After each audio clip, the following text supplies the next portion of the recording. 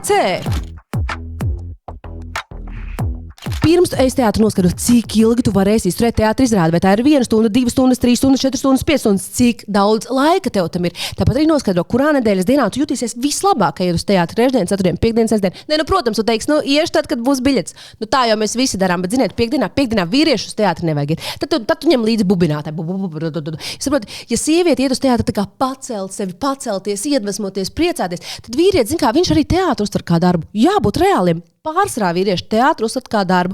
Viņš ir tā kā darbā pret savu sievu, lai būtu labs vīrs. Viņš domā, aiziet ar viņu šad uz teātru, vai ne? Bet viņš to nedēļu norubīs. Viņam nevajag 3,5 stundas maukt iekšā Donu Kihotu. Viņam nevajag. Viņš sēž, viņš ir noguris, un viņš saprot, viņš ir darbā, jo viņš turpina analizēt. Viņš citādāk skatās. Ja tu tver to gaisīgo, to skaisto, to mākslu, vēl kaut ko, vīrietis reāli sēž un domā, kā to zirgu uzbūvēja. Saprot? Viņš sēž un skatās, kā to 4,5-metrīgo zirgu uzbūvēja. Interesanti, kā viņi te uztūmo. Okay? Viņam ir vēl citi analītiskie procesi, kas mums sievietēm, diemžēl viņi neiet, vai arī par laimi viņi neiet, un mēs citādāk visu to jūtam un plūstam. Tā, par to mēs tā kā noskaidrojām. Protams, tev ir jānoskaidro, vai jāpucējas vai nav jāpucējas. Es saku, oficiāli ir jāpucējās, ja? Teātris tā ir cīņa, tas ir cīņa pret ēku, pret aktieriem, pret visu. Tev ir jāpucējas. Taču aktieri arī nenāk savās mājas drēbēs, vai ne? Es arī sapucējos.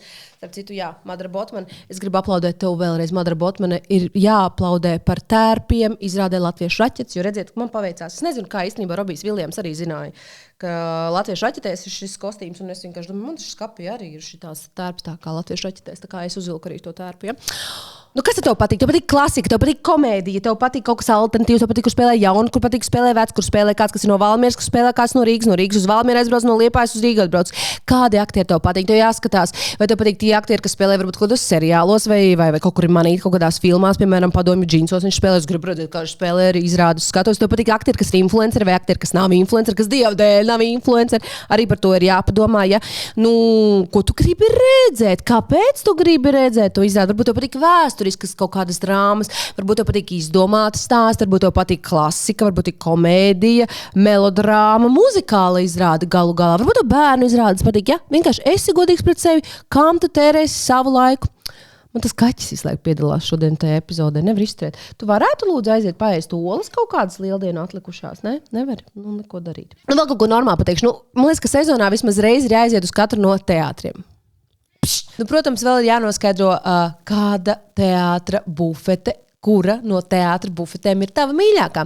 Un, lai to noskaidrot, vismaz reizi sezonā ir jādodas uz visiem teātriem pārbaudīt, vai jaunajā Rīgas teātrī Olīvīts vēl joprojām ir līmenī un Roslīds garšo kā vajag, vai Dailes teātrī saldējuma kokteilis iet uz urrā, vai Nacionālajā viss ir kārtībā, un vēl lieciet aiz auss, vienmēr ejot uz teātri, saprotiet, nebūs iespēja izstāvēt 2 rindas starpbrīdī. Tā nebūs. Tāpēc jāizvēlas rindas gudri un pirms izrādes pasūti jau to, ko vēlēsies ēst starpbrīdī teātra kafejnīcās. Tas ir brīnišķīgākais servis, kas ir ieviests, un man tas ļoti patīk, un es noteikti iesaku to izmantot. Vēl paturpinot par teātriem un to dažādo gaisotni tajos, tad man vienmēr jāsaka, ka Rīgas Krievu teātrī vienmēr starpbrīdī ir iespēja noķert tādu ballītes sajūtu, tāda murdoņa, dzirkseles un skaļums tur ir lielāks nekā pārējos teātros. Savukārt Dailes teātrī visi tādi organizēti, piezemēti, skaisti, kārtīgi, visi labi, bet jaunajā Rīgas teātrī gan visi ģērbis melnā. Ja? Melns, tas liecina par tavu intelektuālo kapacitāti, un vēl tas liecina gan jau, kad arī par to tavu spēju tikt pie jaunā Rīgas teātra biļetēm. Tas nav viegls darbiņš, un tie, kas to izdarījuši, vienmēr cieņpilni skatās viens uz otru un novērtē viens otra spējas.